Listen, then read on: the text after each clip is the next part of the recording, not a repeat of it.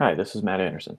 Today I'm going to discuss the public town sales records of small multifamily investment properties in my hometown of West Hartford, Connecticut.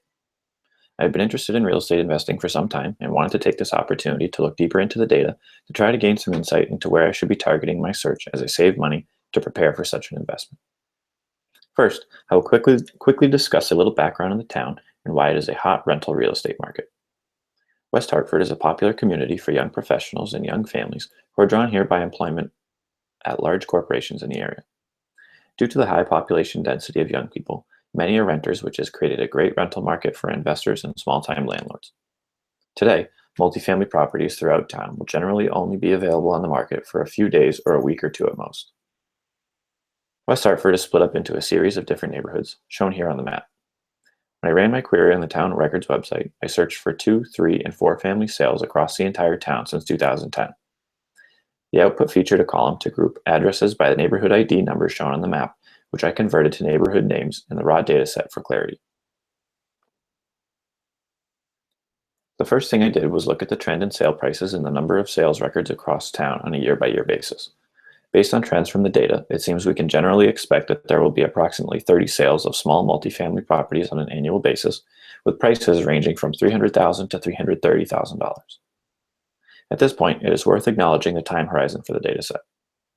Since the dataset only goes back as far as 2010, we do not have visibility to the impact of the Great Recession just a couple of years prior. So we can safely assume that the data reflects a relatively strong local economy and does not give any insight to what the numbers would look like in tougher economic times.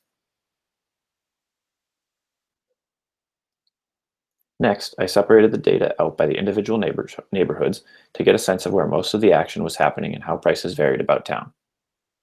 I found that the Kennedy Park neighborhood had significantly more sales records than the other neighborhoods. Since I have a good general knowledge about the town and how it is laid out, I know enough to say that the number of sales records is high in Kennedy Park because most of the homes there are multifamily properties, whereas in the other neighborhoods there is a mixture of multis, single-family homes, and businesses. I would also call Kennedy Park one of the more walkable neighborhoods in town, which, as we all know, is an in-demand quality for a property or neighborhood to have.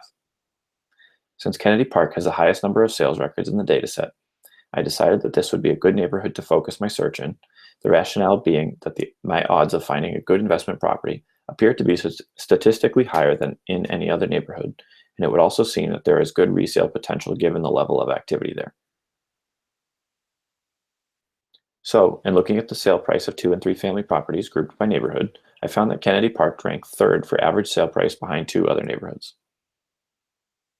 This was not something I was surprised by, since the other 2 neighborhoods are more walkable to multiple areas where there are parks, bars, restaurants, and other attractions, whereas Kennedy Park is realistically walkable to only one such stretch of area. Thus, it makes sense that average prices are higher in those 2 neighborhoods. Finally, I looked at how price trends for 2 and 3 family properties in Kennedy Park from 2010 to 2017 compared to the rest of town. Overall, prices for 3 families across town look to be increasing an appreciable amount, but in Kennedy Park, they're actually decreasing. And I do not think we have sufficient data to determine exactly why that is. For 2 families, prices are increasing in both areas across town and in Kennedy Park, but they are growing slower in Kennedy Park. Again, we do not have sufficient data to explain this trend. I plan to continue to investigate the data on my own, but based on this limited data set, have concluded that searching for 2 family properties in the Kennedy Park neighborhood will give me a better chance of finding a solid investment property than focusing my search in other areas of town might provide.